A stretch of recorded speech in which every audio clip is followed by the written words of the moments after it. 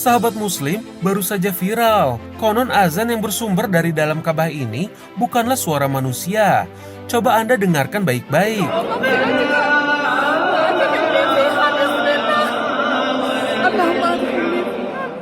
Masya Allah, betapa indah dan merdunya suara azan tersebut. Padahal ketika dicek oleh petugas penjaga Ka'bah, di dalam Ka'bah tidak ada orang sama sekali.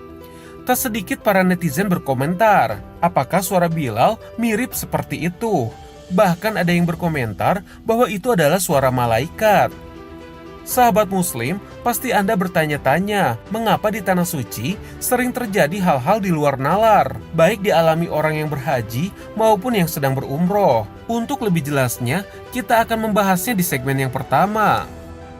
Lalu di tema yang kedua, kita akan membahas makhluk yang tinggal di bumi sebelum Nabi Adam, serta kisah dari Sumia, yakni jin yang Allah ciptakan pertama kali. Bisa dibilang, Sumia ialah Nabi Adamnya dari bangsa jin. Simak kisah lengkapnya di tema yang kedua. Dan di tema yang terakhir, kita akan membahas bagian tubuh manusia yang menjadi tempat favorit bagi bangsa jin. Simak selengkapnya di Jendela Islam hari ini.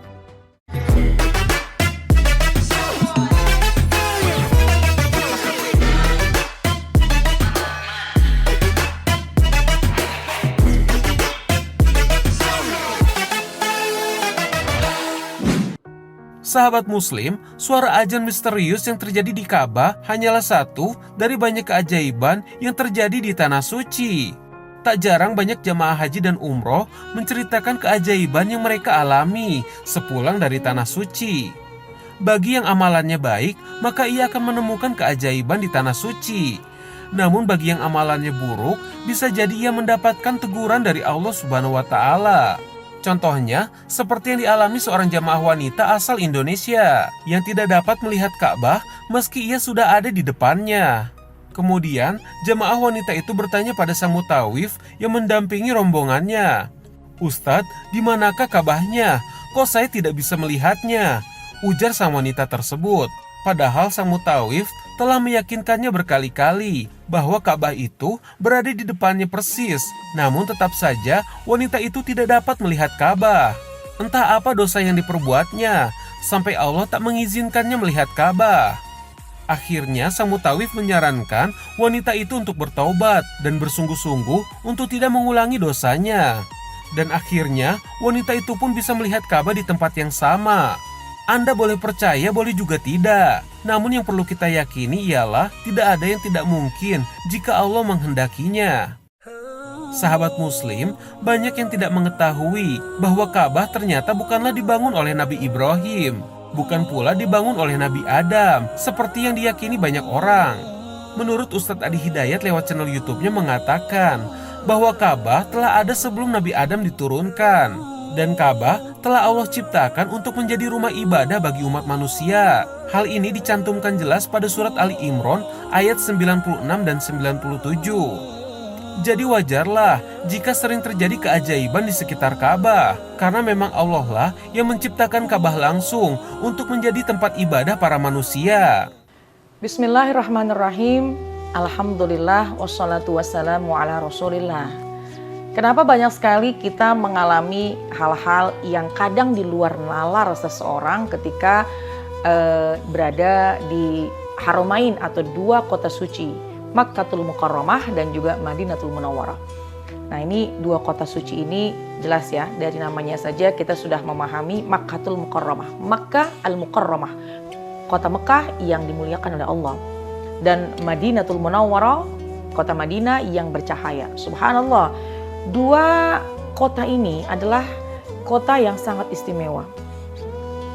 Dua tempat ini tempat yang sangat istimewa. Dan di antara keistimewaannya juga pernah diriwayatkan bahwasannya Dajjal tidak bisa memasuki dua kota suci ini kelak nanti. Kenapa? Karena di gerbang dua kota ini ada malaikat-malaikat yang menghalangi Dajjal masuk. Subhanallah. Nah, dengan dasar itu juga kita ketika mau masuk ke dua kota suci ini, ke Makkatul Mukarramah dan Madinatul Munawwarah, ini dikhususkan bagi orang muslim dan muslimah saja. Di luar itu maka diharamkan, dilarang untuk masuk ke kedua kota suci itu. Lalu bagaimana ketika seorang muslimah yang memiliki banyak kekhilafan, banyak dosa misalnya, apakah dikhawatirkan akan mendapatkan ganjaran langsung di dua kota suci itu? Ini seringkali, tapi bukan selalu. Bahkan jadikanlah dua kota suci itu adalah tempat kita untuk kembali kepada Allah. Di mana dua kota suci itu adalah Mekah dan Madinah, adalah tempat yang harus kita jaga kesuciannya. Jangan sampai kita melakukan hal-hal yang dimurka oleh Allah, baik dari ucapan maupun dari lisan, dari perbuatan, sikap kita, hablum minannas, hablum minallah, dijaga dengan sebaik-baiknya.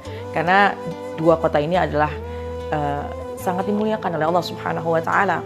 Dan ketika ada sesuatu yang terjadi di luar nalar kita, semua adalah kehendak dari Allah Subhanahu wa taala. Tapi yakinlah, seseorang ketika datang ke dua tanah suci ini ikhlas lillahi ta'ala, maka Allah itu melihat hati kita.